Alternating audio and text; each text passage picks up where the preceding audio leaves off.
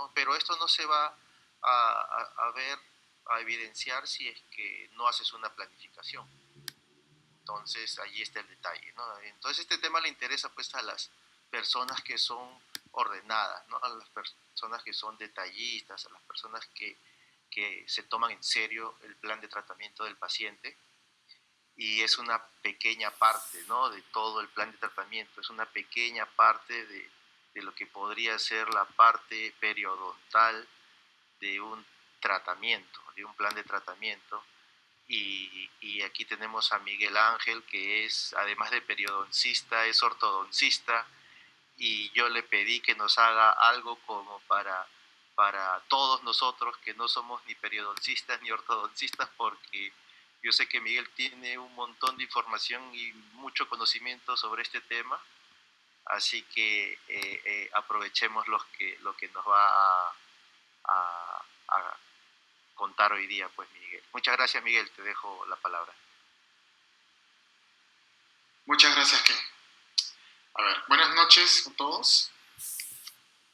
Vamos a hablar hoy día sobre lo que ya nos mencionó Ken, el alargamiento de la corona clínica. Básicamente, ¿qué es este procedimiento? ¿Por qué lo hacemos? ¿No? ¿Cuándo lo hacemos y cómo lo hacemos? ¿No? Es importante porque, como lo mencionaba Ken, muchas veces no nos damos cuenta que esto está pasando. O no nos damos cuenta que esto está pasando, o no nos damos cuenta que esto puede mejorar nuestros resultados de tratamiento, que es igualmente importante, ¿no? Y créanme que por más que parece tedioso, porque a veces me dicen, sí, para alguien que hace perio es muy fácil decir que se haga, porque al final yo no tengo que llamar a alguien para que lo haga, ¿no? Yo ahí mismo lo puedo trabajar y listo. Créanme que los resultados valen la pena, ¿no? Todo se les va a hacer más fácil en realidad. Y bueno, vamos a empezar. Bueno, como dijo Ken, mi nombre es Miguel Ángel Alvarado Laos. Hice primero una especialidad en periodoncia e implantes y después ya resignado porque ninguno de mis amigos ortodoncistas quería tratar ortodóncicamente mis casos de perio, ya me hice ortodoncista también.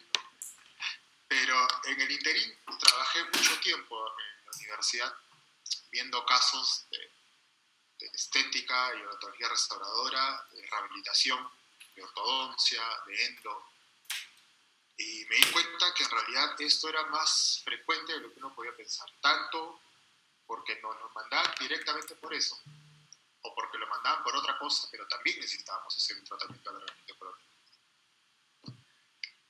Entonces, acá el punto es que todos nuestros pacientes buscan estética, ¿no? Si bien ya sabemos que el primer motivo de consulta siempre va a ser el dolor, o sea, eso no va a cambiar mientras exista la humanidad. Muchos pacientes requieren estética, o eso es lo que te piden, en realidad. Entonces, yo creo que para que algo tenga un resultado estético va a ser la suma de nuestro diagnóstico y de la precisión que tengamos. Precisión en todo sentido, precisión tanto para el diagnóstico, precisión para elaborar el plan de tratamiento, precisión para la cirugía, precisión para las previsionales, precisión para todo. Entonces, mientras más planificadas estén las cosas, más preciso, más eficiente, más eficaz va a ser nuestro tratamiento. Por lo tanto, vamos a tener un mejor resultado estético, si lo queremos poner desde ese punto de vista, ¿no? Entonces, mi objetivo, más allá de darles o de poder mostrarles ciertos casos, ciertas literaturas, ciertas referencias, es que por lo menos después de esta charla les quede algo interiorizado para que lo que es su clínica del día a día, ¿no? Que puedan mejorar sus diagnósticos, ¿no? Eso es importante, ¿no? Y que les sirva sobre todo para su vida profesional, porque créanme que los pacientes se lo van a agradecer. O sea, si ustedes se lo proponen, ya está en el paciente decir sí o no, pero créanme que les va a agradecer eso, ¿no? Entonces, básicamente, cuando nosotros hablamos de alargamiento de corona clínica, que vamos a cambiarle ese término más adelante, vamos a trabajar sobre el periodonto. Entonces es importante saber qué es el periodonto.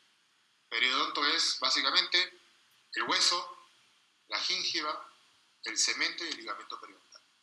Todo lo que soporta el diente. Hay toda una parte histológica de esto de acá, no nos vamos a meter mucho en eso, pero es importante saber esto de acá.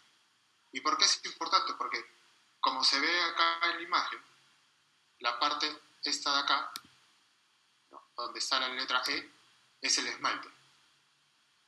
Y esto es algo tan simple como decirles, el esmalte casi siempre, o sobre todo en un estado de salud, va a terminar infragingival. Eso puede ser bueno, eso puede ser malo, dependiendo cómo quieran verlo.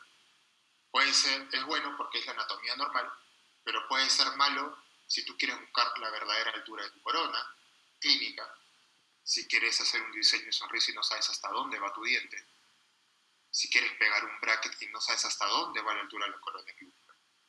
O sea, son muchas cosas. También es importante saber que una de las partes más importantes y lo que va a soportar realmente al diente es el hueso alveolar. Porque la encía es básicamente como si fuera el wetsuit del hueso alveolar. Entonces, si tú quieres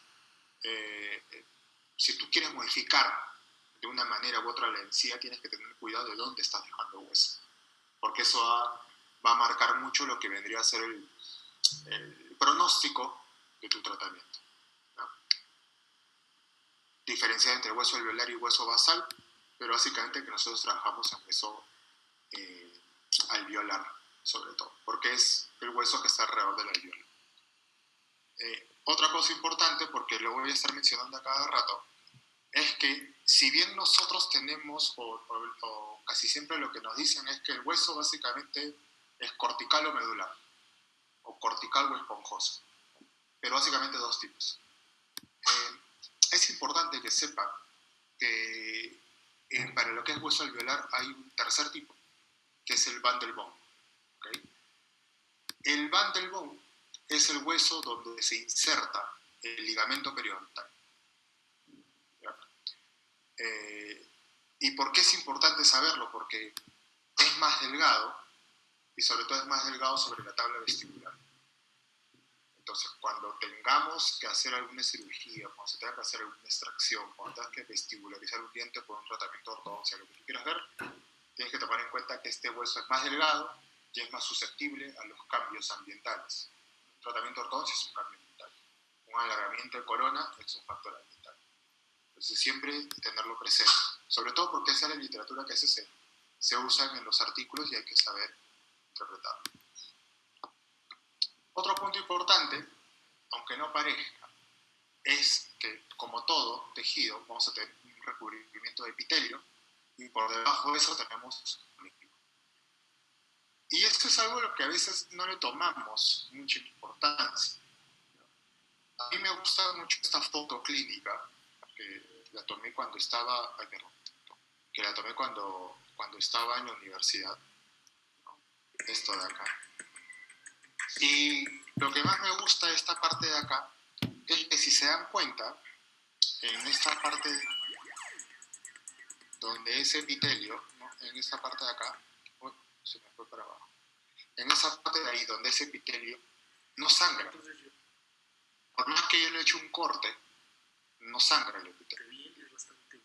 Entonces acá comenzamos la aplicación de la anatomía, de los conocimientos de anatomía normal, un tratamiento rehabilitador, un tratamiento de odontología restauradora y estética, o lo que sea. Si tú estás haciendo una preparación, sea para lo que sea, para una restauración interproximal, para una carilla, para una corona, si en tu tallado comienzas a ver sangrado, es porque ya te metiste en tejido conectivo.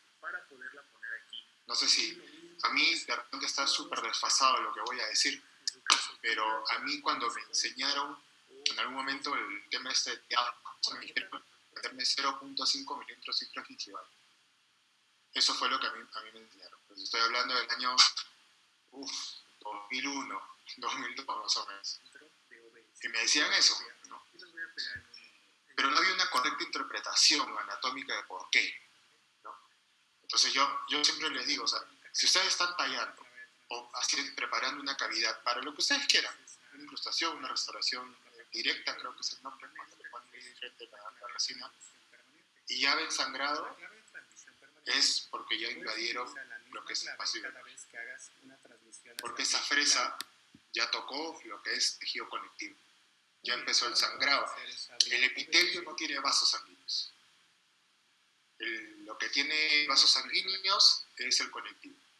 Entonces, ahí comienza el tema, ¿no? Si ya veo que está sangrando y veo que mi restauración todavía me falta, o todavía falta, ya invadiste, o sea, tienes que hacer algún tipo de modificación en el periodo para que tu restauración no tenga problemas, porque ya estás invadiendo alguna zona anatómica. He leído algunas cosas sobre este tema del levantamiento de pisos y todas esas cosas, que son válidas, pero también es válido cuando respetas esta anatomía. Entonces, eso es lo primero. Segundo, y siguiendo el tema de anatomía, es que lamentablemente, para complicarnos más la existencia, si bien nosotros vemos que en el sector anterior, lo que es la papila interproximal, tengo un tejido queratinizado, digamos, un poquito más gordito, un poquito más ancho, en la parte interproximal del sector posterior, o sea, desde distal de primera premolar aproximadamente, en la zona interproximal no es tanto el tejido queratinizado que tengo, ¿no? Y se ve en ese corte histológico, tengo una papila vestibular, tengo una papila lingual y tengo la parte que se denomina col, ¿no? Que no tiene tanta queratina, no tiene tanto epitelio queratinizado. Eso tiene un fundamento hasta de protección inmunológica, porque la capa epitelial es más delgada, entonces el recambio celular es más rápido y te protege mejor de infecciones periodontal. Pero por otro lado, es más sensible a cualquier tipo de lesión, ¿no? Entonces, si tu caries se va a interproximar, si tu preparación interproxima, va a ser más fácil que invadas este espacio biológico. Pues también hay que tomarlo en cuenta. El otro punto importante es que nuestro periodonto acaba donde acaba nuestro tejido queratinizado. Dicho de otra manera, la línea mucogingival. Sobre eso vas a trabajar. ¿Cuánto tienes que tener de tejido queratinizado? Mínimo 2 milímetros. Con 2 milímetros, o sea, menos puedes mantener salud, pero es muy difícil porque estás en mucosa nada más. Y no le das la contraparte para que haya adherencia del tejido superficial.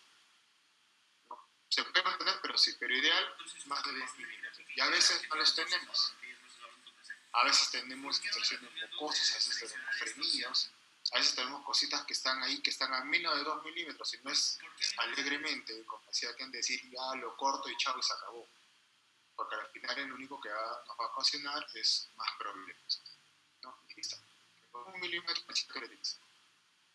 Y a veces pasa también en el sector anterior. O casos así, en los cuales ahí estamos con la famosa reglita de Chu.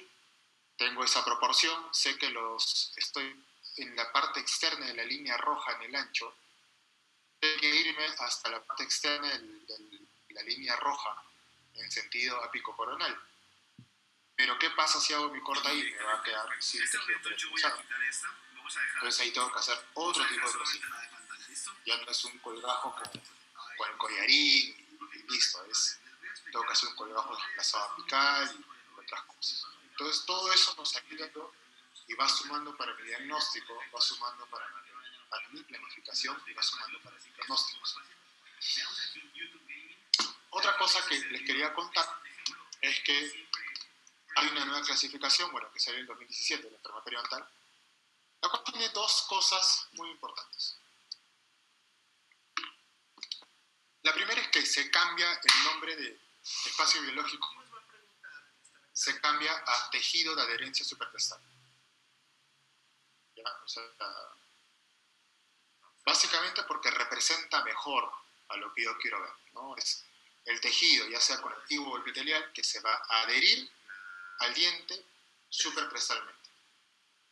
Es importante porque es un mejor término, obviamente, Y segundo, porque a partir de eso ya los demás estudios que ustedes vean, a partir de la fecha, van a usar este nombre. Entonces de repente de acá a unos años, si alguien quiere buscar un artículo sobre espacio biológico, no lo va a encontrar como espacio biológico, no lo va a encontrar como biologic with, lo tiene que encontrar como tejido de herencia supercrestal o como supercrestal tissue attachment.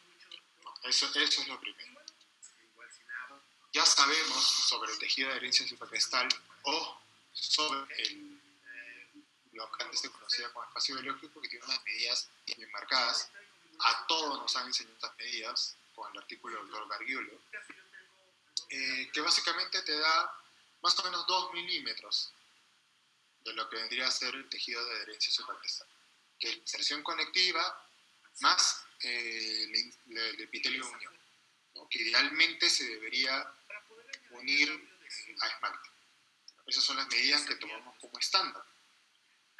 Hay otros artículos que centésimas de milímetros más, centésimas de milímetros menos, te da la misma medida.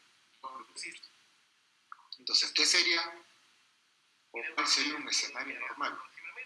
Que desde cresta hasta uca haya 2 milímetros. ¿Hay pacientes que van a tener un tejido de adherencia supercrestal más alto? Sí, pero no con una medida menor. Y eso sí es algo que tenemos que tomar en cuenta. La nueva especialización en e-commerce y emprende en el mundo digital. Otro punto importante es que lo que antes conocíamos como biotipo pasa a llamarse fenotipo. Esto es sumamente importante porque, a ver, por nomenclatura, por definición, un biotipo es algo que tiene que ver con el genotipo, o sea, con lo que tú adquieres genéticamente. En cambio, el fenotipo es la apariencia de un órgano, ¿no?, basado en una combinación multifactorial de la traza genética y sobre todo, y más importante, de factores ambientales. ¿Qué son factores ambientales? Una recesión es un factor ambiental. Un movimiento hacia vestibular con ortodoncia es un factor ambiental. Estas restauraciones que ponen cuando hay recesiones o cuando hay fracciones es un factor ambiental. Entonces, esto se puede modificar. Y esto incluye al tejido blando, que vendría... Así que voy a seleccionar privado para verlo únicamente yo. Bajamos aquí abajo. Porque cambia el nombre, cambia el término y cambia la manera en la cual uno se tiene que expresar acerca de los tejidos que quiere trabajar. Y debes copiar la clave de emisión. Esta es una esquematización del artículo de David Ortiz de este año, el cual refiere a lo que es el fenotipo, digamos, periodontal y el fenotipo perimplantal. Igual, tejido blando más el morfotipo óseo. Eso es sobre lo que siempre vamos a tener que trabajar. Ahora, el fenotipo se va a dividir en dos, básicamente tipo 1 o delgado, tipo 2 grueso. ¿Cómo lo diferencia? El tipo 1 pone la sonda y se trasluce la sonda. Obviamente solamente con la luz de la unidad, nada más. Cuando no se trasluce estás hablando de un fenotipo grueso. ¿De acuerdo? Eso es muy simple, o sea, no hay que hacer todo un periodontograma porque a veces yo entiendo que eso es un poco tedioso, un poco aburrido, pero por lo menos pasar tu sonda y ahí lo apuntas por ahí en tu historia, porque como vamos a ver, un fenotipo delgado tiene menos grosor de tejido blando, menos o inexistente tabla vestibular de hueso, y eso es muy importante para tus tallados, para tu hilo retractor, para tu cementación, para tu impresión, para todo. Porque no es lo mismo que tú se te pase, no sé, se te pase apretar el hilo retractor o se te pase hacer el tallado de un fenotipo grueso que un fenotipo delgado. Las consecuencias van a ser distintas. Y otro punto importante también es hacia dónde está el diente. Si mi diente está tirado hacia el lingual o palatino, puede tener un colchón más grueso de tejido. Si mi diente está tirado hacia vestibular, puede tener, obviamente, se va a perder esta cortical y puede generar la recesión. Más aún si está acompañado de algún tipo de defecto bucogingival. Perdón. En este artículo de The Rook, del 2009, revisan este tema de los biotipos y encuentran 3 tipos. El primero es este, que es el fenotipo delgado y festoneado. O sea, acá lo que nosotros vamos a tener siempre es este diente festoneado, largo, estilizado, con las papilas delgaditas y que se trasluce la zona. Pero este fenotipo es el delgado, festoneado, pero incluye un fenotipo grueso, festoneado. Este también es festoneado, ¿no? También se ven los dientes largos, estilizados, pero no se trasluce en la zona. Y hay un tercer tipo que es el fenotipo grueso, que es este de acá, que es este fenotipo grueso, gordo, que tú lo ves y tiene un montón de hueso. Este fenotipo, que se llama grueso plano, está muy relacionado con lo que es el síndrome de diente corto, del cual vamos a hablar más adelante. Entonces, ¿puedo tener estas combinaciones? Sí. ¿Puedo tener más o menos las combinaciones del mismo paciente? También. Porque acá, en este momento, digamos, en el 2009, cuando hacen este artículo, es parte de la discusión, porque dicen, ¿cómo puede tener un paciente en una zona que sí se trasluce y en otra zona no? Era porque básicamente van a haber factores ambientales que lo van a modificar. Tú puedes saber, tus dientes de repente erupcionan y te queda un fenotipo grueso. Pero ¿qué pasa si te hacen ortodoncia y te vestibularizan todo? Te genera este factor ambiental, que es el tratamiento de ortodoncia, bota el diente hacia vestibular, se adelgaza la tabla ósea, se adelgaza todo y terminas teniendo en ciertas zonas un fenotipo delgado. ¿No? Y eso es algo que hay que verlo. Pero ya hemos visto el diente en alto, lo hemos visto en ancho, pero el diente es tridimensional. Y acá hay algo sobre lo que siempre tenemos problemas, que es la papila. La papila dental, que es lo más complicado de manejar, porque a veces tiene esos pequeños detalles que a veces no le gustan a los pacientes. Como esa papila que falta ahí, ese triangulito negrito chiquito, o algo un poquito más grande. Y en ambos casos son distintos fenotipos, pero igual tenemos el mismo problema. Y a veces va más allá de la parte estética. Yo tengo una amiga que yo me acuerdo que ella sabía que tenía falta de papila entre los dos centrales, pero tú la mirabas y no la encontrabas. Pero ¿cómo sabía ella? Porque cada vez que sonreía, a la hora de sonreír con todo el movimiento que tiene que hacer la lengua, entre los dos incisivos le salía una burbujita de saliva. Porque ahí tenía como un huequito y a la hora de apretar la lengua con la saliva ahí, salía una burbujita. Y eso, ella lo tenía claro que era falta de papila. O casos así, que no es necesario tener mucha edad para tener eso. No tengo papila ahí. Lo que sí tengo es un montón, se ve restos de sarro. ¿No? Una paciente que le han hecho una profilaxis, una limpieza, falta todavía, pero ya no tengo papila.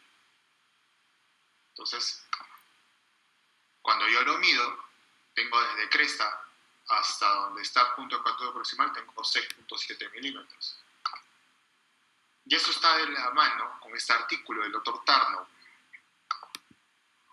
que es del año 92, que te dice, si tú tienes menos de 5 milímetros desde la cresta ósea hacia el punto de contacto, en el 100% de los casos vas a tener papila completa. Si tienes 6 milímetros, en el 50, digamos que mitad, 7 milímetros o más, un cuarto de posibilidad de que pase. Ahora, esto no tiene nada que ver con la edad, porque voy a regresar, esta paciente tiene 15 años. Tiene 15 años, entonces el progreso de la enfermedad periodontal, que no tiene que ser un montón de sarro con unas bolsas terribles y todo este tema, el mismo proceso de la enfermedad lo que ha hecho es producirle este problema. Basta que pierda 1 milímetro o 1,5 milímetros de hueso y ya, chau papila, se acabó. Entonces ya te metes en otro problema. Y eso pasa tanto para dientes inferiores como superiores. Dentro de todas las clasificaciones de papila, digamos, la que es más fácil de interpretar es esta de acá, del doctor Cardaropoli, del año 2004. ¿No? Va del 1 al 4, ¿no? 1 es papila llena, con o sin diastema. 2 es papila incompleta, pero no ves uca de uno de los dos dientes. ¿De acuerdo? El grado 3 es cuando no tienes papila, tu papila no está completa y ya ves uca proximal de uno de los dientes o de los dos. Y el grado 4 es cuando te falta papila y ya ves uca de uno de los dos dientes interproximal y vestibular. Estás hablando básicamente de una recesión y también de enfermedad periodontal, o sea, has perdido todo. Esto va a ser más complicado de manejar.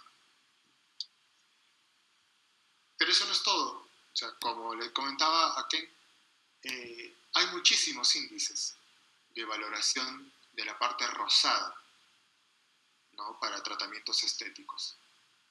Este es un artículo que está dirigido con el tema de implantes. Le comentaba a Ken que con este tema de los implantes y con todas estas cosas comenzaron a hacer cada vez más índices para valorar sistemas de implantes, para valorar sistemas de laboratorio, protocolos de cuando ponen la corona y esas cosas, implantes inmediatos versus inmediatos y todo ese tema, y sacaron un montón de índices, pero lo importante de esto, o digamos lo que sería interesante, es ver la cantidad de registros que uno puede tener para la parte de la estética rosada, que es sumamente importante. Así como importante es ver cómo va esto en el tiempo. ¿Y por qué menciono esta parte? Porque a veces, si no tienes en consideración la parte rosada de tu tratamiento, con el tiempo puedes tener problemas. Yo siempre le menciono, o cada vez se ve menos esto, pero esto podría explicar, por ejemplo, estas coronas metal porcelana donde ves esos márgenes oscuros. Yo no creo que el paciente, cuando recién instalaron la corona, haya aceptado de buen gusto o de buena manera que se vea ese margen gris. Eso ha pasado con el tiempo. Ya sea porque era una corona muy ancha, muy gorda, muy desbordante, o que hayan invadido espacio biológico. Entonces, ¿qué vamos a evaluar cuando vemos esto? Esto es lo que encontramos realmente en cualquier literatura, en cualquier libro, acerca de lo que es la evaluación de los tejidos periodontales, ¿no? Vemos la encía insertada, lo que es la encía queratinizada en realidad, la exposición gingival para ver sonrisa gingival, el color y textura para ver si hay inflamación, si hay algún problema, la papila interdental, que la acabamos de ver, que es sumamente importante, ¿no? La papila es una de las cosas que más relevancia toma, ahora último, porque una parte del tema estético es que a veces no tienes papilas, o que te falla el contorno, o que un diente está más arriba que el otro, o que por la misma forma en la encía puedes ver que un diente está más tirado hacia un lado, o el otro más tirado hacia el otro. Pero básicamente la evaluación periodontal tiene que ver con cualquier variación de la anatomía normal. Entonces acá vamos a entrar en el punto, y muy, muy pequeñito nada más, de qué es salud periodontal, porque esto también es importante. Cuando yo tengo salud periodontal, busco que todo esté en armonía o que esté sano, ¿no? Y, a ver, este es un paciente típico que yo recibo, ¿no? Esta era una niña, más o menos entre 14 y 15 años, y que quiere ortodoncia. Puede ser el tratamiento que ustedes quieran. Puede ser que quieren solamente ver el tema de lesiones cariosas, o que quieren mejorar el tema estético con un retoque, lo que ustedes quieran. Y la típica pregunta que uno les hace, o que todos les hacemos, es: ¿te cepillas los dientes? Te dice que sí. Por inercia te dice que sí. Yo en realidad ya ni les pregunto cuántas veces, porque todos hemos vivido con la televisión dándonos lo de las 3 veces al día, todos se van a raspar 3 veces al día. Pero el problema es que estos pacientes vienen así, vienen con un cerro de placa, y hay que entender qué significa este acúmulo de placa. Estamos en una situación así, en el cual ya tenemos este tejido de esta forma, ¿no? En el cual tengo placa supragingival, tengo placa subgingival, tengo eritema, ¿no? Porque está rojo, está inflamado, tengo ulceración de los tejidos, por eso es que sangre espontáneamente, no hay una continuidad del epitelio ni del sello biológico, supura, ¿no? No es necesario que salga así un montón de tejido de masa de supuración, está supurando.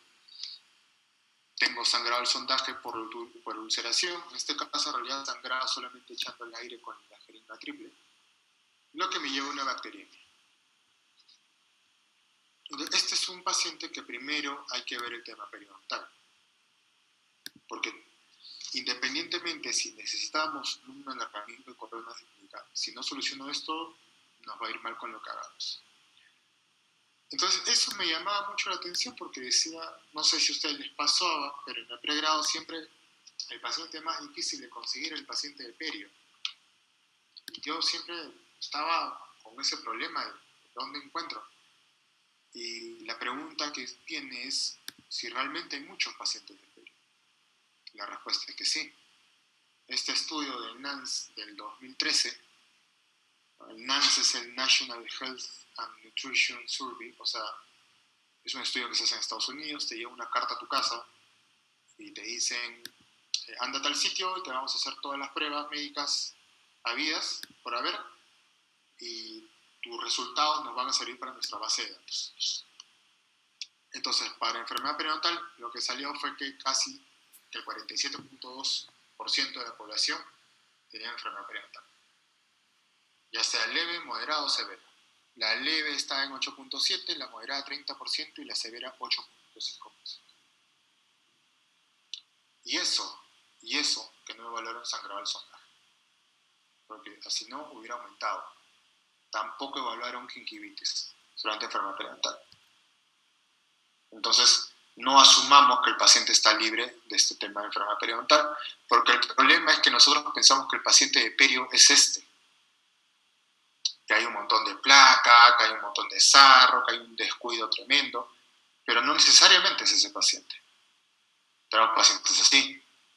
Y de esta paciente yo me acuerdo mucho porque fue una de mis primeras pacientes cuando hacía el diplomado de perio. Ella vino porque sentía litosis, le sangraba las encías y sentía que algunos de sus dientes se movían. Entonces, cuando uno la ve clínicamente, dices, acá no hay nada. ¿Por qué será? Cuando la ves radiográficamente y cuando haces el sondaje es otra historia. Yo tenía profundidades de sondaje hasta de 12 milímetros. Y cuando hacemos la historia, lo que ella nos decía era que ella cada 6 meses se iba y le hacían una limpieza. Pero le enseñé la sonda, nunca habían hecho un sondaje. Lo único que hacían era agarrar el contrángulo con el escobio de profilaxis, con tu pasta de profilaxis, chao. Entonces, obviamente, esta paciente no tenía placa supragingival, pero como nunca hubo un raspado y alisado auricular, nunca hubo un verdadero control de lo que es el tema infragingival, siempre sigue avanzando lo que es enfermedad periodontal. Ahí Miguel, te quiero interrumpir. Dime. Te quiero interrumpir para darte un descanso también. Eso de ahí es sumamente importante. Nosotros hemos visto en la universidad bastante esos casos que no nos dimos cuenta hasta que una residente de periodoncia entró a una de nuestras presentaciones de caso clínico. Nosotros estábamos presentando el caso clínico, bueno, el residente estaba presentando su caso clínico y obvio lo que tú estás mostrando ahorita, esa radiografía Sabitwin que tienes ahí, ¿no? Claro, lo que vimos nosotros era en un grado mucho menor. Uh-huh. Y en ningún momento el residente mencionó que el paciente tenía problemas periodontales, ¿no? Y pasó de largo y al final la residente de ustedes de periodoncia dijo, esa paciente tiene problema periodontal. Y nosotros todos nos quedamos, los profesores y todos, nos quedamos mirando, pero ¿dónde tiene el problema? Y había una ligera, pues de 2 milímetros. No sé si para nosotros parecía ligera, pero a lo mejor para ustedes no es tan ligera, ¿no? 2 milímetros es bastante. Había una ligera reabsorción de las crestas, que nosotros lo estábamos pasando por alto. Como veíamos la encía normal, colorcito normal y todo bien, lo pasábamos por alto. Y eso esconde muchas cosas, ¿no? Porque ese epitelio como que se protege y no sangra mucho, pero la infección sigue por dentro y sigue la reabsorción, ¿no? Hasta estadios que de repente están cercanos a los que tú estás mostrando ahorita y que no parece, ¿no? No parece enfermedad periodontal y que tendríamos que tener en cuenta, ¿no? Es muy importante eso, ¿no? Por eso te interrumpí para resaltar eso, que nosotros estamos pasando por alto muchos casos que a lo mejor valdría la pena que se evaluase con mayor detenimiento y ponerle más atención, ¿no? Especialmente, ponerle más atención para que no pase desapercibido. Sí, gracias, Miguel.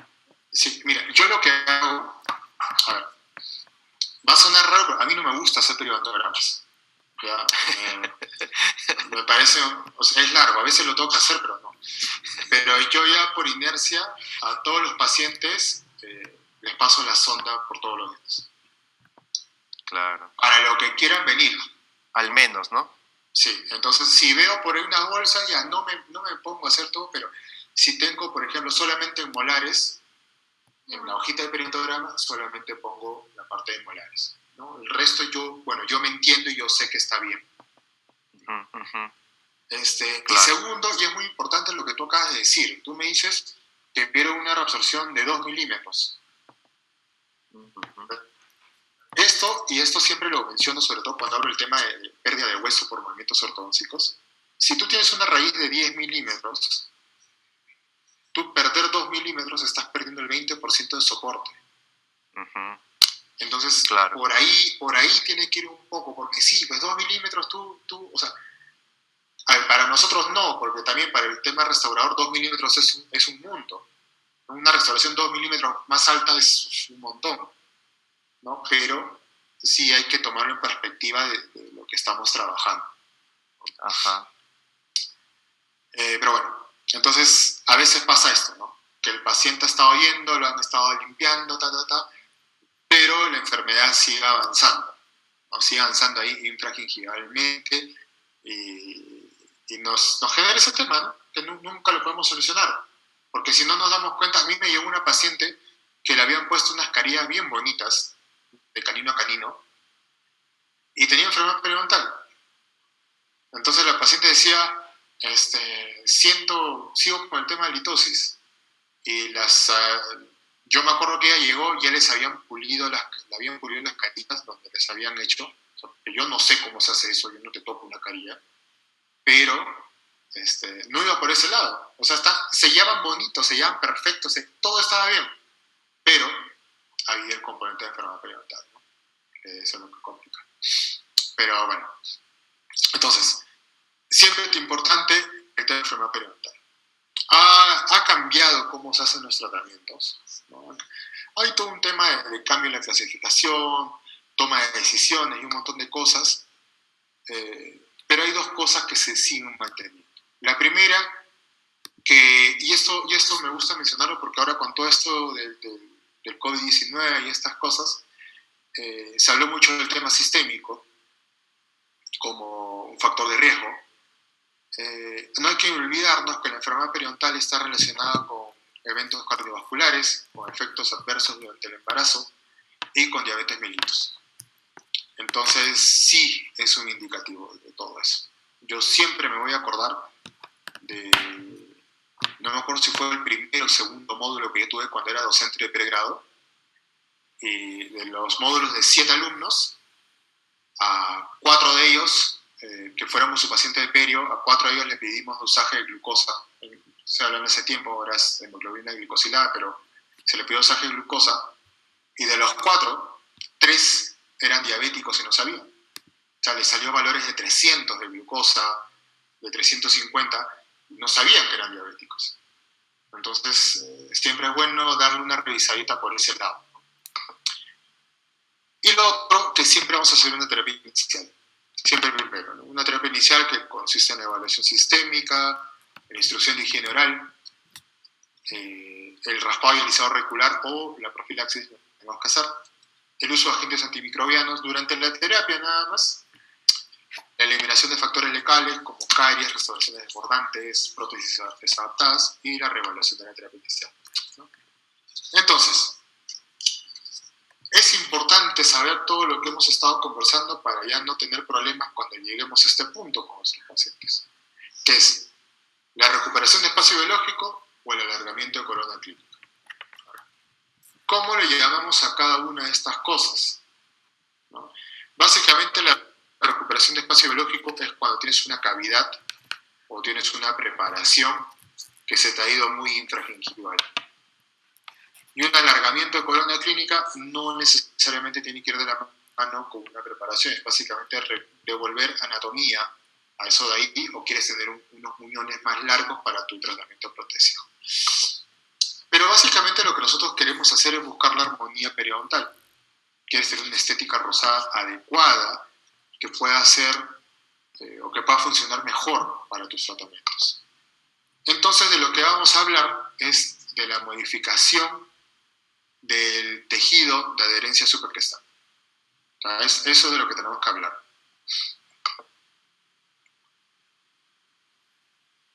¿Y cómo vamos a hacer esto? ¿No? Vamos a hacer mediante una recuperación de espacio biológico, que es como le dije, cuando tienes una restauración que se te da muy infragingival. ¿No? Tú no quieres tener tu corona más larga, o sea, tu corona está bien en esa dimensión, pero te metiste abajo, te metiste infragingival, tienes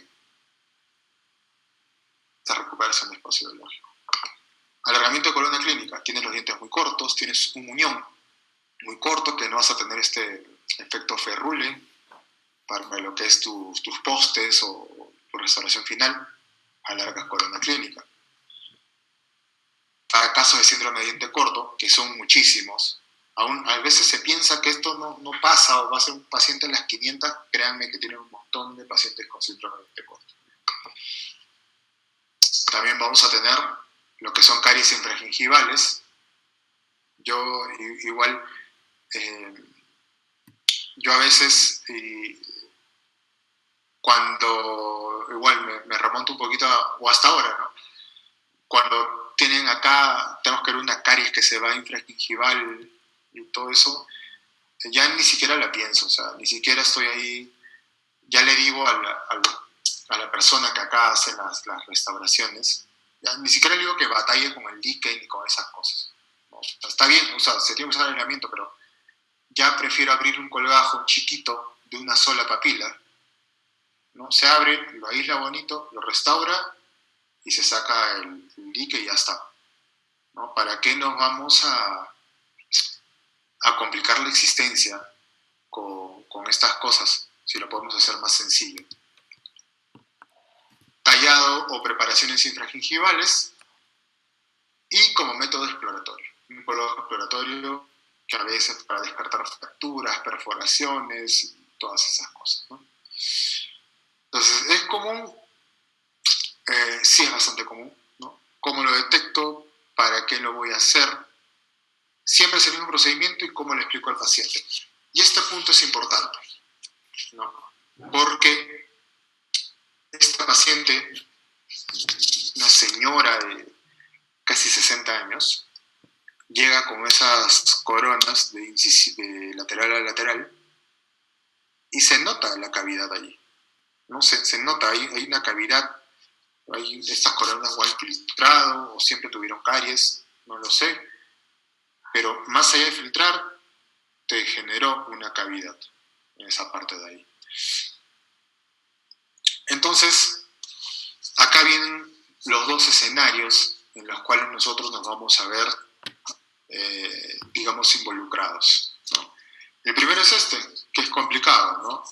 En el cual vamos a tener una pendiente de la cual tu tratamiento es aceptable, ¿no? Tú vas a cumplir, tú le dices, tengo que hacer una cirugía, hay que remodelar hueso, hay que ver la viabilidad de los tratamientos de conductos, hay que ponerle provisionales, hay que esperar tiempos de cicatrización, después recién poner la definitiva y todo eso, ¿no? Y esto a veces es complicado, ¿no? Porque a veces los pacientes creen que saben qué es lo que se tiene que hacer, ¿no? Hay que aplicar presupuestos, hay que aplicarle tiempos y todas esas cosas, ¿no? Y en medio de todo eso estamos nosotros, ¿no? Pero se tiene que hacer, porque así tiene que mejorar tu trabajo, tenemos que mejorar los tratamientos. Pero hay una situación más complicada aún. Estamos igual en la búsqueda de un tratamiento aceptable. Tenemos que explicarle al paciente el procedimiento, presupuestos, tiempos, todo lo mismo. Igual somos nosotros los que estamos haciendo esto, pero tenemos este gran inconveniente. Algún colega que ya le dijo qué es lo que se tiene que hacer y no consideró, ya sea por un motivo o por el otro, la terapia periodontal o la cirugía periodontal, para tener una mejor anatomía periodontal, una mejor estética rosada y que esto funcione mejor. Entonces, ¿es importante saberlo? Sí, porque es importante saber explicarlo. Saber explicarlo y decirle al paciente los beneficios que tiene hacer esto, las consecuencias de no hacerlo y por qué es importante, ¿no? Entonces, la primera pregunta que sale cuando hablamos del tema del alargamiento de corona clínica o alargamiento de corona es ¿cuándo se hace una gingivoplastía y cuándo se hace una cirugía ósea? Porque lo que siempre vamos a escuchar es hay que hacer una gingivoplastía, hay que recortar encía. Pero con el diagnóstico nos vamos a dar cuenta que no siempre es lo mismo. Para el tema de gingivoplastía versus cirugía ósea tenemos que ver cuánto de exceso de tejido blando tengo y dónde está el hueso. Si no tomamos en cuenta esos dos parámetros, o va a recidivar, que no es recidivar en realidad la palabra, es que va a cicatrizar, pero va a cicatrizar a la misma altura y no solucioné nada, ¿no? Y esto es lo que sucede. Una gingivoplastía básicamente se realiza cuando los tejidos periodontales están conservados y con relaciones anatómicas aceptables, ¿no? Y la distancia de cresta ósea a UCA es de 2 milímetros. O sea, tengo un tejido de adherencia supercrestal, tengo mi anatomía, todo normal. No hay ningún problema, no hay ningún cambio. Y mi problema es el exceso de tejido blando. Nada más. Esto puede ser causado por placa bacteriana, por respuesta hormonal, por mala higiene del paciente, posición inadecuada de los brackets, de la resina para brackets, de la terminación de una corona, lo que ustedes quieran. Pero mi hueso está en una buena posición y lo único que tengo que modificar es el tejido blando. En cambio, la cirugía ósea es cuando mis relaciones anatómicas no son aceptables. Y básicamente, ¿por qué? Porque este exceso de tejido blando se debe a que mi distancia entre cresta ósea y UCA es menor de 2 milímetros, inclusive sobre UCA. A veces el hueso está sobre UCA. Entonces, ¿qué es lo que pasa acá? Por más que yo corte esa gingiva, por más que solamente haga una gingivoplastía, eso va a volver a crecer. ¿Por qué? Porque solamente va a cicatrizar el tejido. Esa gingiva va a tener el mismo grosor que tuvo antes de que tú lo cortaras. Es así de simple. Y esto tiene especial relevancia, sobre todo, y donde yo me di cuenta que pasaba muy seguido, es la primera vez que yo hablé para un grupo de ortodoncistas. Porque no me acuerdo muy bien la secuencia, pero estábamos en este punto, no estaba con esta diapositiva, pero estábamos en el punto de las gingivoplastías. Y yo dije algo tipo, el gran problema con la gingivoplastía, y en realidad yo iba a decir otra cosa, iba a decir algo tipo que hace ser un poco incómodo del sangrado, una cosa por ahí iba a decir, ¿no? Y todos, digamos que casi en coro, me dijeron que recidiva. Entonces me di cuenta que a veces que no era que recidiva una gingivoplastía. El problema es cuando no valoras adecuadamente dónde está el hueso, como para tú decidir que además de la gingivoplastía, que es parte de la técnica quirúrgica, también tengas que hacer un remodelado óseo para tener unas proporciones o una anatomía más cerca a lo normal, ¿no? Y eso sí creo que es muy importante saberlo. Sobre todo cuando ustedes quieran hacer un procedimiento rehabilitador grande y de repente no es tanto que ustedes lo tienen que saber, de repente la persona que les hace la parte de perio lo tendría que evaluar de otra manera. Pero ustedes deberían saberlo para que tomen en cuenta de que eso va a crecer o ese diente se va a alargar de otra manera. Entonces, esta es una gingivoplastía, ¿no? Independientemente del procedimiento, solamente retiramos tejido blanco, nada más. Hay métodos para evaluar esto, ¿no? Radiográficos, tomográficos, ¿no? Pero en realidad lo más simple cuando estás durante el procedimiento es que ya recortas o haces la gingivoplastía hasta donde tú quieres que quede largo el diente, y como el paciente está con anestesia, haces un sondaje un poco más invasivo, y si de tu margen gingival a hueso tiene lo que correspondería más o menos al milímetro de surcus más los 2 milímetros de tejido de adherencia supracrestal, o sea, más o menos 3, ahí queda. No tienes que remodelar hueso, no tienes que hacer nada. Esa encía no va a volver a crecer, porque tú estás retirando solamente un exceso, ¿no? Eso pasa mucho en estos casos así, que crecen mucho por un tema de placa, respuesta hormonal. Muchos satanizamos mucho lo que es el tratamiento de ortodoncia, porque acá no tiene nada que ver la ortodoncia, acá el problema es la higiene del paciente. Si acá habría algo que de repente por ahí le podríamos reclamar al operador, es que esto obviamente está hace tiempo así, ¿no? Inclusive acá, lo voy a poner, inclusive acá se ve la marca del arco, ¿no? O sea, eso ha crecido con el arco colocado. Es la contención de repente. No, está con el bracket, está con... bueno, claro. Es una ferulización biológica. Ajá, sí. Sí. Pero eso tenemos que retirarlo, ¿no? Es un montón de tejido. Y una cirugía ósea es cuando ya sabes que tienes que eliminar hueso. Tenemos ahí, vemos esa cavidad enorme. Abajo está de un color no muy agradable. Yo sé que eso también lo voy a perder. Y es la manera más fácil. O sea, cuando ya se aprende a levantar un colgajo, no tienes por qué preocuparte de si va a sangrar, si te va a dejar ver, nada de eso.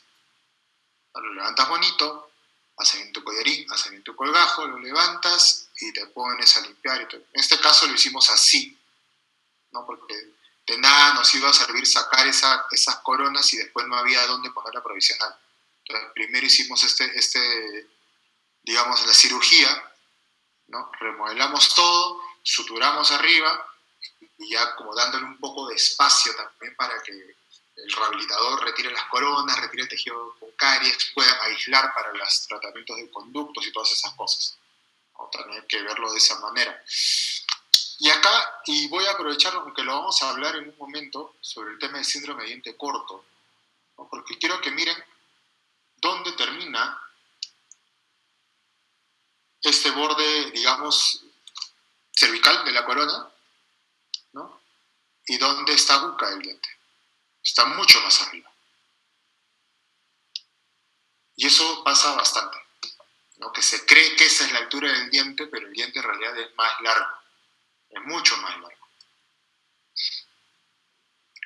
Suturamos, como le digo, mucho más arriba, dejando el espacio. Yo sé que va a levantar un poquito todavía con la cicatrización. Intento darle el festoneado, intento darle todo lo para que haya papila, para que quede bonito, todas esas cosas. Hay ciertos criterios quirúrgicos que hay que tomar en cuenta, ¿no? Pero a veces esos son casos muy grandes, pero a veces tenemos casos así, ¿no? Le han hecho tratamiento de conductos, el típico paciente que le hacen tratamiento de conductos y dice, ya regreso ya por mi post y mi corona, por mi restauración final. Y nunca llegó, ¿no? Y está así. La encía va a crecer, sobre todo si tiene un elemento retentivo. Y en este caso se hizo más retentivo porque en el ionómero que le pusieron se les quedó como una burbuja adentro de aire. Entonces ahí se metió lo que es la gingiva. Ahí se ve, ¿no? Se ve esta burbuja de tejido que está abajo todo eso, ¿no? Y se tiene que levantar, se levantó un colgajo, ahí está el colgajo levantado, a eso es lo que voy, o sea, ahí yo he levantado un colgajo, ¿no? Entonces, levantar un colgajo no tiene por qué ser tan, digamos, tan mutilador como se piensa. O tan así, mi paciente va a tener que estar en cama una semana, no va a poder comer. No, pero eso es algo, si lo hacen simple, si lo hacen bonito, si lo hacen respetando anatomía, no tiene por qué complicarnos la existencia. Se levanta el colgajo, veamos un poquito, lo suturamos. Ahora, siempre lo ideal es dejar unos 3 milímetros, ¿no? A veces es un poco difícil, pero ¿cómo lo medimos? ¿O cómo lo mido yo? Uso una sonda. En este caso usé una sonda OMS, pero puedes usar una Carolina del Norte, que es milimetraje, o la que tú tengas.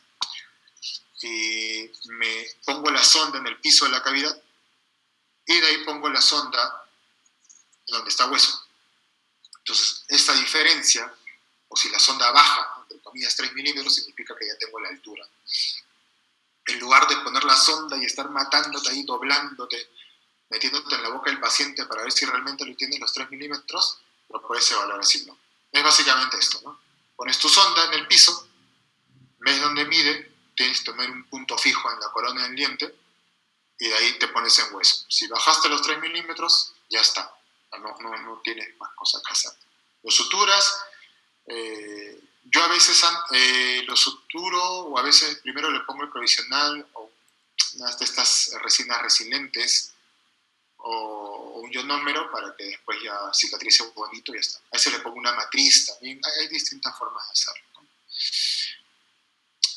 Ahora es más fácil ver eso de ahí, ¿no? Porque a veces tengo casos así, pero ya me ayudo de la tomografía. Y a veces piensas que no necesitas.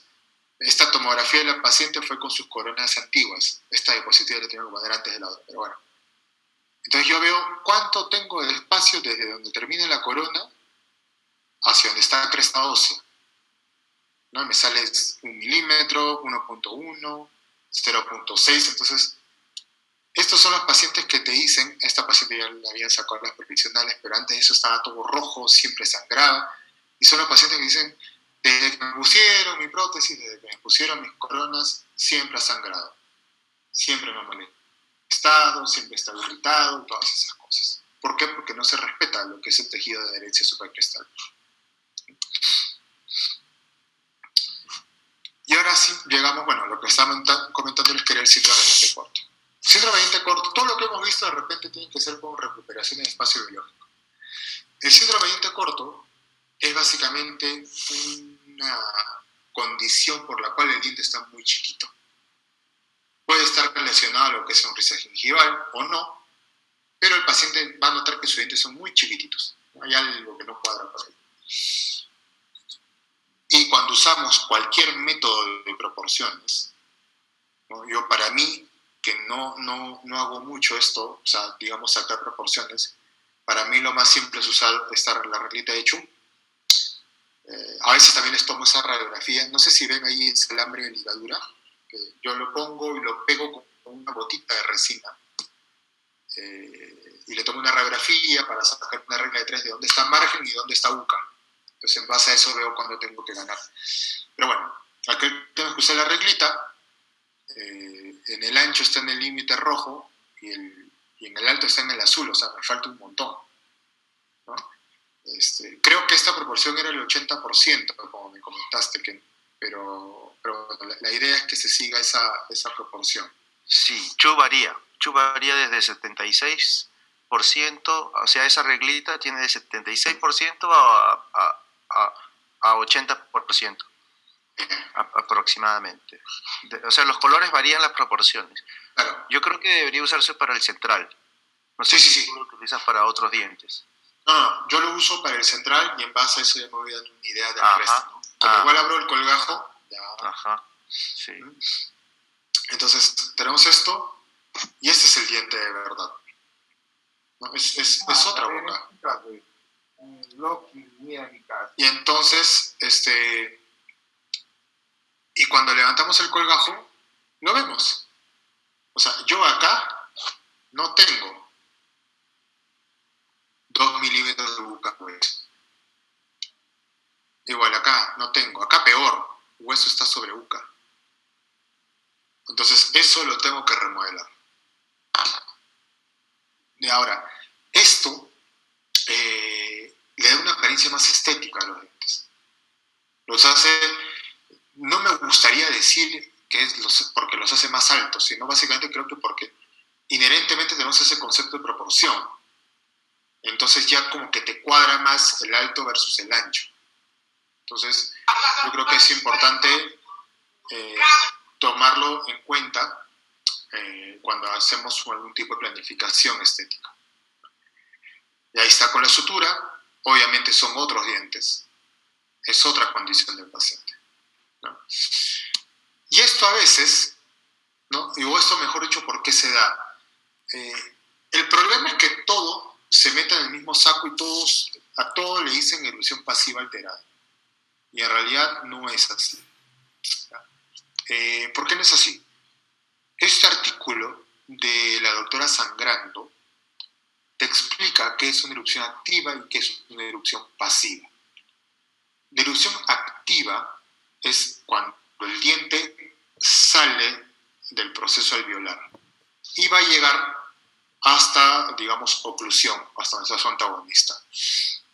En teoría, si tenemos una adecuada dimensión vertical, una adecuada altura de maxilares y todas esas cosas, esta erupción activa debería hacer que el diente salga de su alveolo los 2 milímetros que corresponden al tejido de adherencia suprarrestal. Una vez que termine esa erupción activa, comienza la erupción pasiva. En la erupción pasiva ya no hay un movimiento del diente en sentido vertical.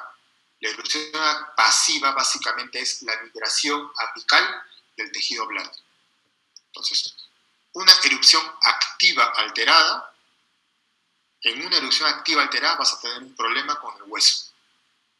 Y en una erupción pasiva alterada, solamente es tejido blando. Entonces, el diagnóstico va acompañado del tratamiento. Una erupción pasiva alterada, solamente es gingioplastía. Una erupción activa alterada es, obviamente, la gingioplastía más el remodelado óseo. Entonces, esto tiene mucho que ver tanto por un tema estético o como un tema funcional, como por un tema de salud. Y este paciente, Luis, él tenía más o menos 25, 26 años, y él me dijo que siempre tenía esa bolita entre los incisivos, que le habían hecho ortodoncia y que durante la ortodoncia le habían cortado la encía 3 veces. Le cortaron la encía una vez más cuando le retiraron los brackets, y antes de llegar acá a la clínica a verme a mí, le habían hecho una cirugía más hacía 3 semanas. Entonces, este es el ejemplo clásico por el cual esto no baja. También su síndrome de diente.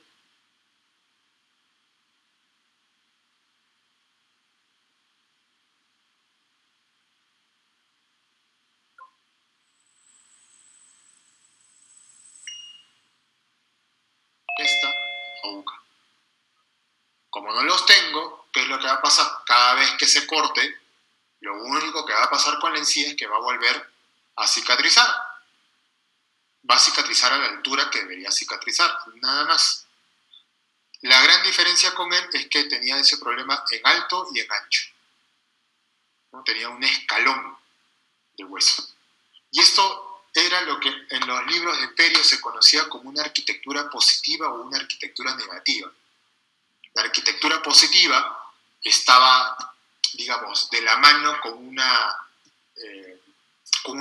mejor higiene, una mejor autoclisis, ¿no? Se le llama autoclisis, por el cual el fluido crevicular salía y iba limpiando lo que era el surco gingival y todas esas cosas.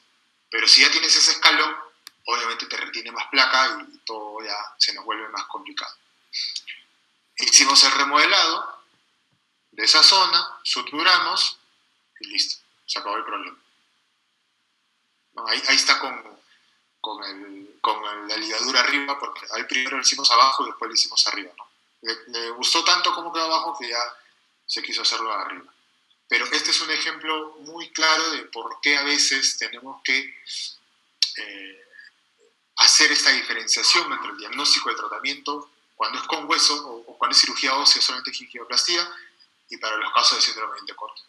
O sea, síndrome de diente corto van a encontrar en todas partes, en realidad, ¿no? Basta que le pasen, así como yo, por lo menos para lo que son las evaluaciones tipo de ortodoncia, así como les paso la sonda, a todos, les pongo la reglita a ver si hay algo por ahí, ya les voy explicando, ¿no? Un poquito de qué es lo que se podría hacer, ¿no? Porque, a ver, esto también es importante para los tratamientos de ortodoncia. Y esto para eso voy a usar esta de acá. En ortodoncia, para pegar tus brackets, tienes que tener en cuenta la altura de tu corona, ¿no? Los sistemas actuales toman más el tema del concepto de centro de corona clínica, ¿no? Entonces, tu centro de corona clínica va a variar si tu diente es más chato o más alto. Entonces, cambia la posición del bracket, cambia cómo se expresa la prescripción, y al final después están que batallan, que quieren, porque pusieron el bracket muy abajo, de caninos para atrás, lo dejaron todo en infraoclusión, y después están que se demoran como 6 meses con sus ligas intermaxilares, y te complica las cosas. Esto no sirve solamente para un tema perio, un tema estética, sino también para un tema, en realidad, ortodóntico, ¿no?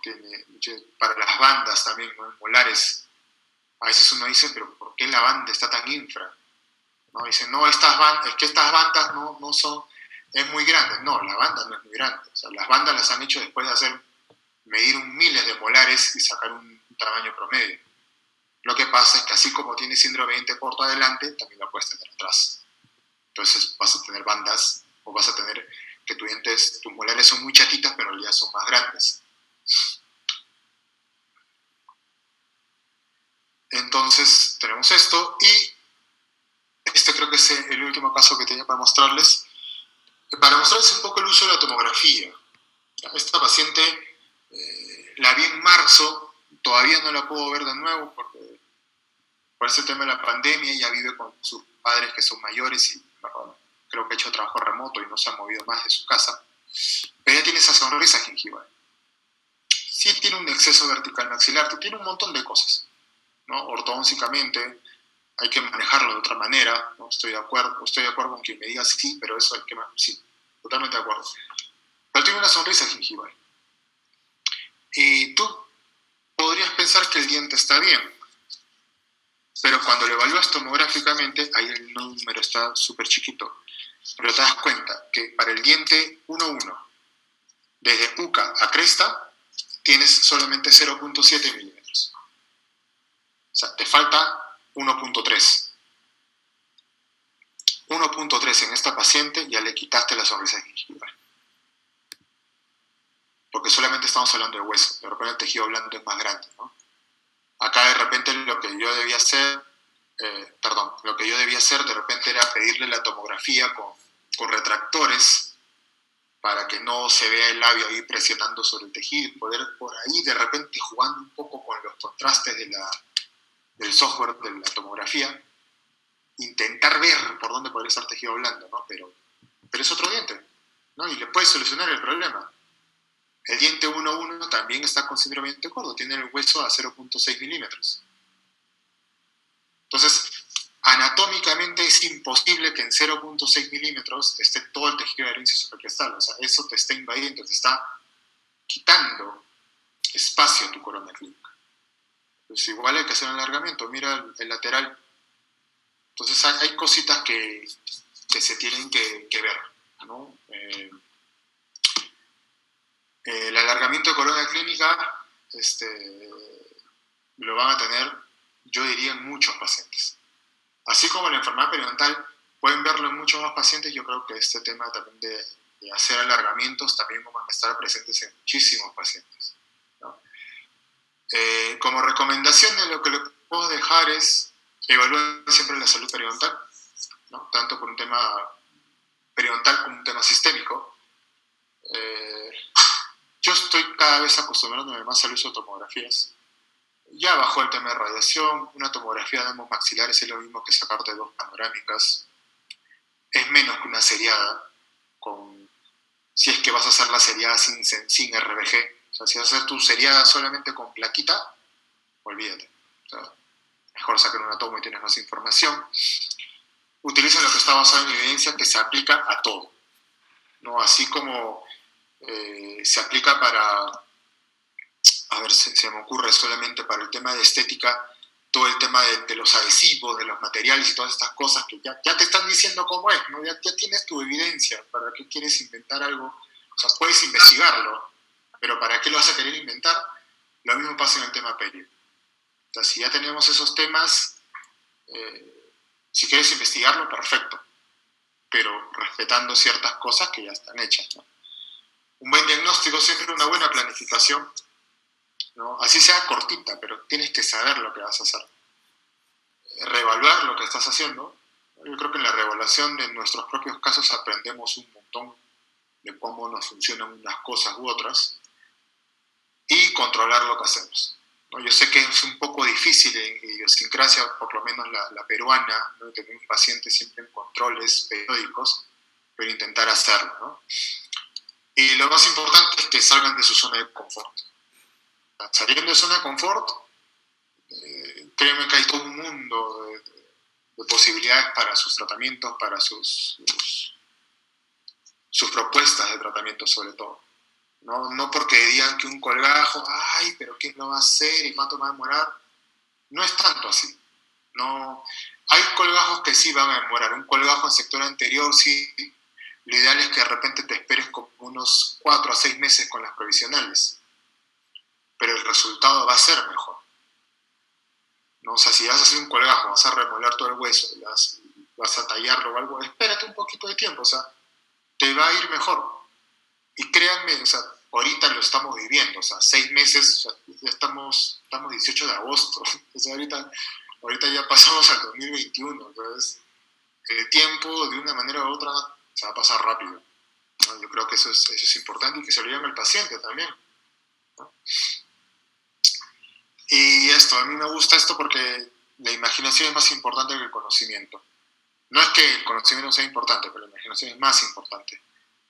El conocimiento va a ser limitado a lo que tengamos en un momento. La imaginación, no. Vamos a seguir y así vamos a seguir avanzando, vamos a seguir haciendo mejor las cosas en todo aspecto, creo yo, ¿no? de nuestro día a día, ¿no? Y eso es todo.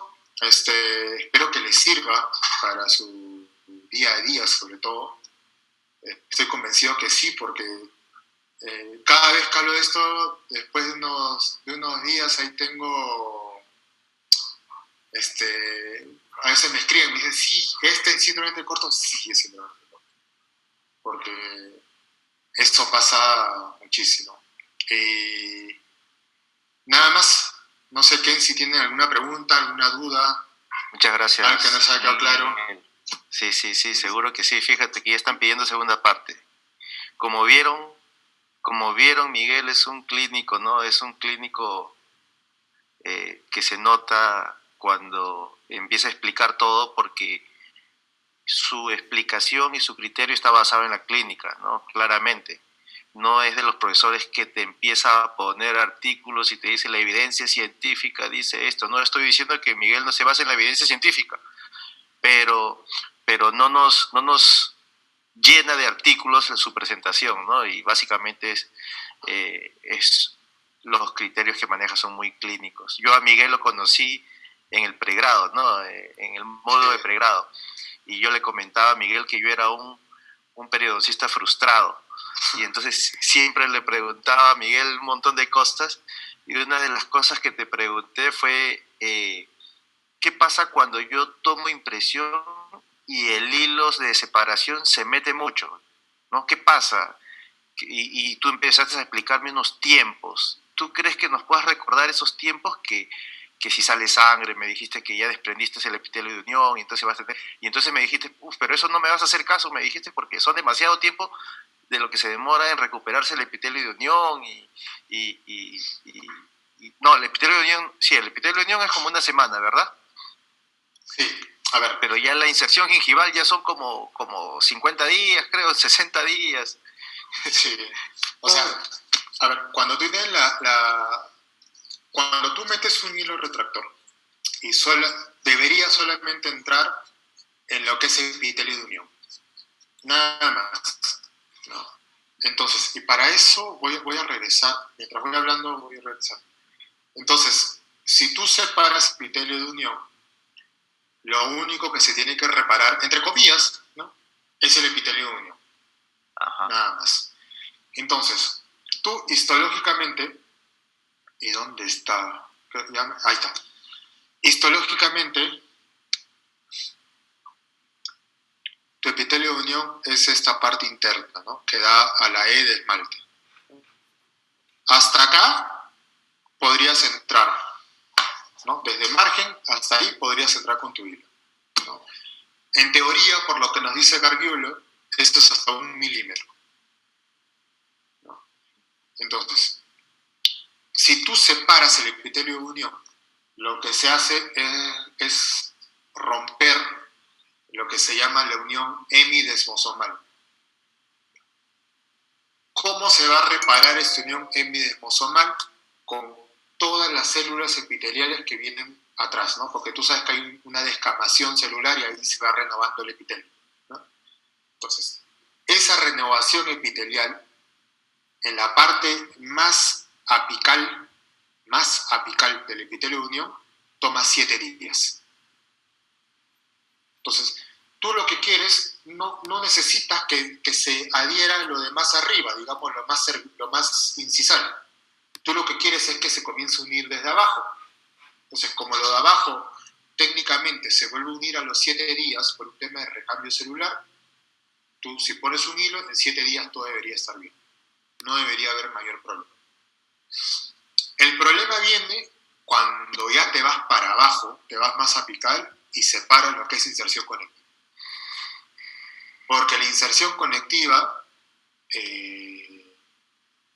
está separando lo que es ya una unión a cemento, o sea, del tejido conectivo a cemento. Y si ya quieres ser un poquito, de repente ya muy pegado a la histología, hasta lo que es ligamento. Entonces, si te vas un poquito a lo, digamos, si queremos ser más específicos a lo que es este tema de histología, anatomía, cuando tú separas el ligamento, estás produciendo un dislocamiento. Porque al final la unión de diente con hueso es una articulación, es una sinertrosis que se llama bonfosis, porque hay un ligamento y hay hueso, pero no hay disco articular, no hay nada de esas cosas. Entonces, eso sí te va a tomar más tiempo. Entonces, mientras más grueso sea el tejido, tiene un mayor backup de tejido y va a ser menor los tiempos de recuperación. Mientras más delgado sea el tejido, tus tiempos de recuperación van a ser mayores porque tienen, digamos, un menor andamiaje de tejido. Entonces, por eso se dice que cuando tú abres un colgajo en el sector anterior, por lo menos te tienes que esperar entre 4 a 6 meses. ¿Dónde entran a tallar un poquito estos valores? Con el fenotipo. No es lo mismo abrir un colgajo con un fenotipo grueso que un fenotipo delgado. O sea, aparte de ir de la mano con la técnica quirúrgica y que la sutura, que todo quede bonito, también va de la mano con el grosor del tejido. Sí, si tu tejido es muy delgadito, sí. Uh-huh. Más allá de la cirugía y esto, mi pregunta iba al cuidado que tenemos que tener cuando estamos haciendo una corona, ¿no es cierto? Estamos haciendo una corona y ponemos el hilo de separación. Y entonces a veces se nos pasa la mano y empieza a sangrar y ya estamos abarcando ese tejido periodontal.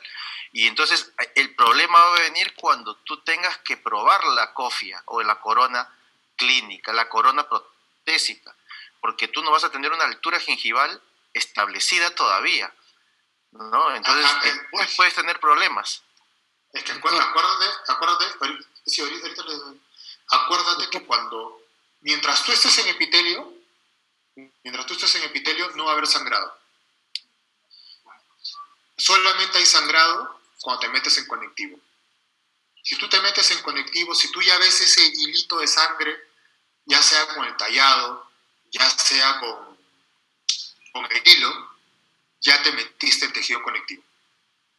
Entonces, Ajá. el sangrado es un indicativo de que estás invadiendo espacio biológico. Ahora, tienes que valorar cómo lo estás invadiendo, porque puedes haber hecho tu tallado supra, ¿no? O de repente puede ser tu tallado yuxta, ¿no? A nivel de margen, y de repente te emocionaste con el hilo, ¿no? De repente, te metiste ahí metiste una chalina retractora, y obviamente eso va a hacer que sangre un poquito, pero tu tallado está en su sitio, o sea, tu restauración no va a invadir el espacio biológico. Entonces, ahí no deberías tener mayor inconveniente, o sea, no es que vaya a migrar, tú no estás invadiendo ese tejido. Pero me refiero a que ya, yo lo hice yuxta, ¿no es cierto? Y me emocioné con el hilo y ¡juá! Le puse la chalina ahí al fondo. Después, ¿va a volver a su posición inicial o puede variar? En fenotipos gruesos va a quedarse ahí, porque no has abierto un colgajo, ni lo has desplazado. En fenotipos delgados puede ser que haya un poquito de retracción. Los estudios que hay no son muy contundentes al respecto. En realidad sí hay una migración apical del tejido, ¿no? Pero sí se coincide en que digamos que es una lesión en ese momento, ¿no? O sea, no hay una pérdida de tejido que sea muy, muy notoria para el éxito o el fracaso de tu restauración final. Porque digamos que eso ha sido circunstancial. Eso termina siendo circunstancial. No es que tu restauración, porque otra cosa es que tú talles y sangre. ¿Qué te interesa? Tú igual tomas tu impresión ahí sangrando, o haces tu cope de tripol y ¡crack! Ahí metes ahí, y cuando sacas tu provisional, que está bien pulida, sangra. No te importa, pruebas tu cofe, sangrando. Y no sangre eternamente, ¿no? Hay tiempos de sangría, hay tiempos de cosas. Después de 11 minutos no debería sangrar. Tú dices, no, ya pasó. Pero está súper infra, está sin invadiendo espacio. De ahí cuando pruebas, no sé, lo que es la porcelana, vuelves a sacar esa presión, vuelve a sangrar, te vuelves a esperar. Pero ahí ya estás invadiendo, o sea, eso es distinto, ¿no? Cuando la preparación está muy por debajo, ¿no? Tu preparación infra es la que te va a guiar en esto de acá. Ajá. O sea, ya nos quedamos un poco tranquilos. Mi miedo era un poco con el hilo, ¿no? Yo te preguntaba justo en esa época, ¿qué pasa cuando yo exagero con el hilo, ¿no? Porque eso me pasaba, ¿no? Entonces yo, por tomar bien mi impresión, metí el hilo. Pero ya tú estás diciendo que eso se va a recuperar. Va a demorar un poco, pero va a recuperarse en algún momento. Y eso es bueno saberlo porque a lo mejor inicialmente la corona va a quedar diferente. El margen de la terminación de la corona va a terminar diferente en relación al margen gingival, pero en un tiempo se va a recuperar, pues, ¿no? Debería recuperar. Pero ponte a pensar que también hay formas de colocar el hilo, ¿no? Porque yo he visto, o sea, a mí me ha pasado, o sea, yo he estado ahí cuando hay que tomar una impresión, sobre todo cuando estaba a cargo de este tema del Hospital Naval, hace años, y ponían ahí con esto que parece una cureta y empujaban el hilo, y a veces se les iba esa como curetita, ¿no? Creo que tiene otro nombre, y ya no era el hilo, sino ya le habías hecho un cortecito. Eso ya es otra cosa. O sea, porque tú cuando cuando pones el hilo, mientras no desgarres, mientras no hagas una incisión, puedes tener a tu favor que eso se va a mantener, que no se va a desplazar. Pero si ya le haces una incisión, si ya lo cortaste, ya no tienes la integridad del tejido. Ya es distinto, ya se va por otro lado. No es que se te vaya a formar la super recesión, también depende de cómo pase este incidente, pero no siempre pasa, ¿no? Ahora, también va a depender de, tengo entendido que hay grosores de hilos, ¿no? Hay calibres, creo, de hilos, para trabajar de una u otra manera. Quiero hacer una consulta. Sí. A ver ahí. Algunas noches. Doctor, ¿y el uso del astringente ahí en la papila? Justo en eso. ¿O regreses? ¿O cuánto se usa, digamos, de tiempo? ¿Se puede usar o no? Justo iba a mencionar justo eso. Lo que pasa con el astringente es que a la final te evita el sangrado. No vas a tener un efecto negativo ni nada, pero digamos te quita esa señal de que estás invadiendo, ¿no? O sea, tú estás ahí, tú te estás yendo infra, o sea, independientemente si usas o no el astringente, ya estás infra. O sea, te va a ayudar a de repente a tomar esa impresión, pero esa impresión ya está con una terminación que está infragingival. O sea, no vas a tener ningún problema tipo toxicidad, no se te va a necrosar el tejido y se va a recesionar, o sea, eso no va a pasar. Pero lo que sí va a pasar es que ya tienes una restauración que está infragingival, con todo lo que eso conlleva. O sea, más allá del término de invasión de espacio biológico, ya el resto de cemento no estás tan seguro que vas a quitar todo. Si tienes que pulir esa terminación, tampoco estás tan seguro que lo vas a poder lograr. Entonces, digamos, a la larga, o sea, nos hemos ido acostumbrando a tener cosas que, digamos, a la final no hemos atacado nunca el problema de fondo. Y eso iba en la presentación, porque a veces yo veía que a veces cuando los alumnos hacían su restauración interproximal y sangraba, ya estaba cinta. Pero igual le ponías el dique y le ponías la cinta matriz y le ponías todo y te decían, ya, rápido ponle el ionómero o lo que fuera para levantar ese piso. Pero estás invadiendo el espacio biológico. Ujú. Entonces va por otro lado. O sea, no tiene mucho sentido. O sea, lo podrías usar si es que por ahí, digamos, te excediste con el... Regresamos a lo mismo. ¿Tu tallado es juxta o es medio milímetro infra? O sea, tú estás en la medida. ¿No? Siempre y cuando sepas que tu cresta está más abajo y todas esas cosas. Y de repente, pues, estás corriendo, estás muy apurado y lo empujaste un poquito de más y comenzó a sangrar. Y sí, ¿no? Uy, no me va a salir mi impresión, pero yo estoy seguro de mis parámetros anatómicos, le pongo un poquito de astringente para que mi impresión salga bien. Pero digamos que es circunstancial a lo que pasó en ese momento. No es Claro. que estés con el astringente, no es que estés camuflando tu invasión de espacio biológico, sino que estás, digamos, intentando salir de un apuro en ese momento. No quieres citar al paciente otro día para tomarle la impresión ni nada por el estilo. Quieres ahí solucionar el problema, lo cual también es válido, ¿no? Pero va. Aquí están escribiendo por el chat que quieren más. Quieren más, quieren segunda parte, dice, porque quieren, quieren aprender la técnica. Muchos son tus alumnos de Chiclayo. ¿Te acuerdas cuando fuimos a Chiclayo? Aquí está Rosario Rebollar, Ah, que sí, es de sí, Chiclayo. claro. Aquí está Rosario Rebollar, María Tobar, que es de Chincha. Andrea Rojo, ¿te acuerdas de Andrea Rojo? Ahí también está agradeciendo. Jimena, a ella sí la conoces. A Jimena Serrano. Ah, sí, ella hizo perio también. Ella ha hecho perio, sí. César Pomacóndor también ha estado por aquí. Y claro, él está felicitando y está viendo la importancia que tiene la periodoncia con la operatoria. Pues no, eso es indudable. Jorge García está haciendo una pregunta. ¿Con qué recomienda desgastar el hueso alveolar de la zona vestibular al realizar una recuperación de espacio? Creo que eso lo dijiste. No. Mira, yo en realidad, depende. Si es muy grueso el tejido, yo lo hago con una fresa quirúrgica.